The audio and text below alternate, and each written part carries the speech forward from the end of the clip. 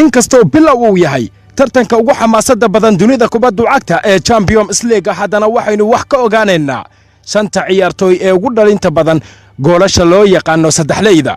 waxaana hormuud u ah labada laacib ee ugu wanaagsan waqtiga kan xaadirka dunida kubadda cagta ee Cristiano Ronaldo iyo sidoo kale Lionel Messi oo dhaliyay min 7 saddexley halka xidiga ku xigana uu noqonayo laacibkii hore ee kooxda AC Milan halyaygii hore ee xulka qaranka Talyaaniga Filippo Inzaghi oo isna dhaliyay 3 saddexley waxa soo raacaya laacibkii hore ee kooxda Bayern Munich iyo sidoo kale kooxda Besiktas Mario Gomez oo isna dhaliyay 3 saddexley xidiga shanaad ee ugu dambeeyana waa nin aadan filanayn waana laacibkii hore ee xulka qaranka Brazil Luis Adriano oo intii uu ka ciyaarayay tartanka Champions League waxa uu ka dhaliyay 3 saddexley